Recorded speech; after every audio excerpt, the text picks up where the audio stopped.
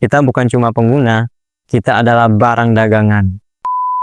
Hampir semua aplikasi yang kita pakai setiap hari itu gratis. Instagram gratis, TikTok gratis, WhatsApp gratis, bahkan Google Maps juga gratis. Padahal server mereka butuh biaya, karyawannya kan mesti digaji juga, dan update-nya terus jalan.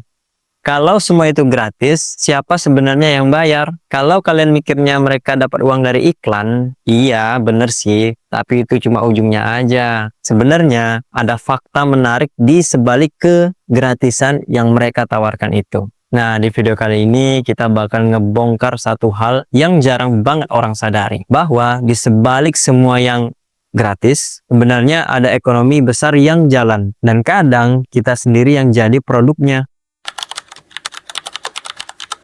Kata gratis itu kayak hal yang paling banyak dicari di dunia digital. Begitu ada tulisan free download, otak kita langsung ngeklik. Lain cerita kalau ada tulisan yang berbayar. Pasti kita mikir 2 atau 3 kali, bener nggak? Tapi gratis itu bukan berarti tanpa biaya.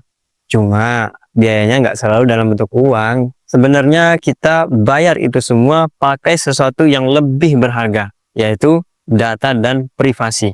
Setiap kali kita buka aplikasi gratis, kita sebenarnya sedang melakukan transaksi terselubung.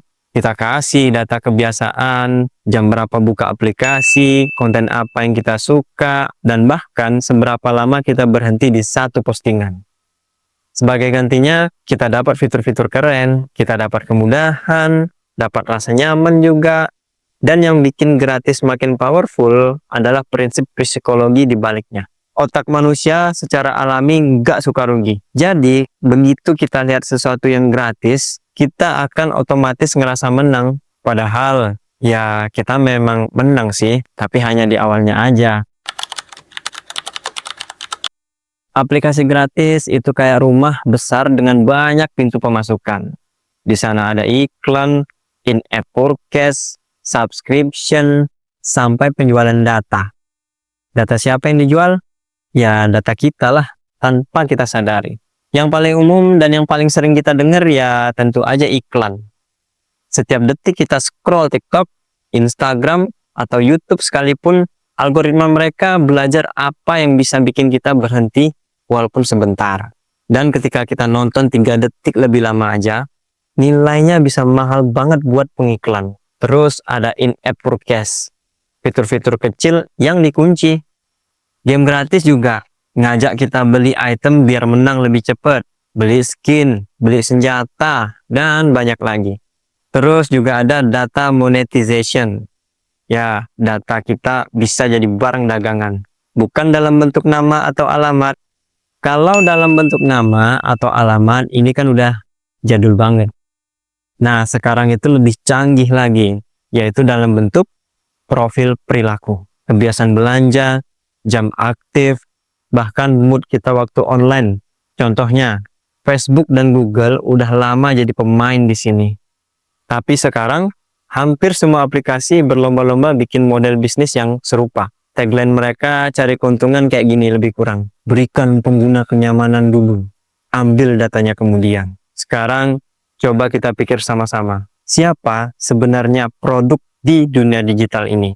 Bukan aplikasinya, bukan juga kontennya, tapi produknya adalah kita, manusia. Pemain-pemain besar ini jual kita ke pengiklan, ke brand, ke siapapun yang mau beli perhatian kita. Bayangin, setiap klik yang kita lakukan, setiap like, setiap detik waktu tonton, itu semua dipaketin, dianalisis, dan dijual ke ratusan pihak di luar sana. Kita bukan cuma pengguna, kita adalah barang dagangan. Model gratis ini udah mengubah peta bisnis dunia. Bayangin aja, Spotify bisa ngalahin industri musik fisik, Netflix bisa ngalahin TV. Zaman sekarang masih ada apa yang nonton TV? Mana ada ya kan? Dan media sosial bisa merombak cara kerja dunia periklanan. Tapi efek sampingnya juga besar. Karena semua orang pengen gratis, akhirnya produk berbayar kesulitan bersaing. Dan di sisi lain, pemain-pemain besar ini makin kuat. Mereka bikin ekosistem masing-masing.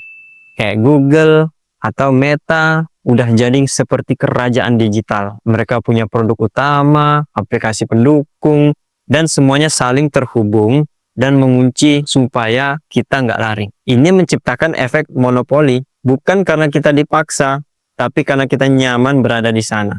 Di satu sisi, model gratis kayak gini tuh ada sisi positifnya. Dia bisa bikin akses teknologi jadi lebih merata. Anak-anak di pelosok negeri bisa belajar dari YouTube tanpa bayar.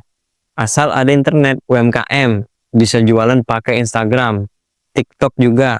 Itu hal positif yang nggak bisa kita abaikan. Tapi di sisi lain, model ini tuh juga punya sisi gelap. Karena aplikasi gratis bergantung pada perhatian kita, akhirnya mereka didesain supaya bikin kita ketagihan. Scroll tanpa henti. Kalian sadar nggak kalau feed Instagram, TikTok, YouTube itu nggak pernah benar-benar tamat. Sampai akhirnya kita sendiri yang bosen scroll-scroll, ya kan? Nggak tamat-tamat tuh. Terus notifikasi yang sengaja dirancang buat bikin penasaran dan konten yang memancing emosi. Semakin lama kita berada di aplikasi, semakin besar uang yang mereka hasilkan.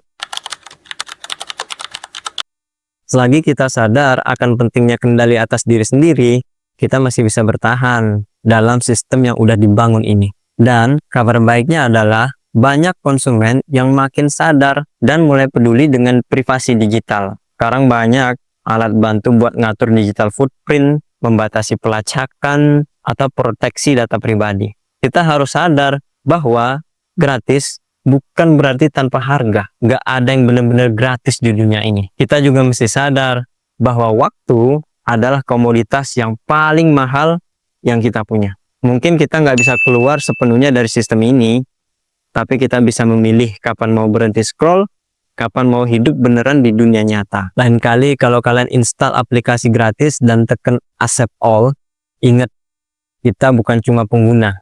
Kita juga bagian dari ekonomi yang jauh lebih besar. Ekonomi yang dibangun dari perhatian, waktu, dan data pribadi. Jadi gimana menurut kalian tentang fenomena ini?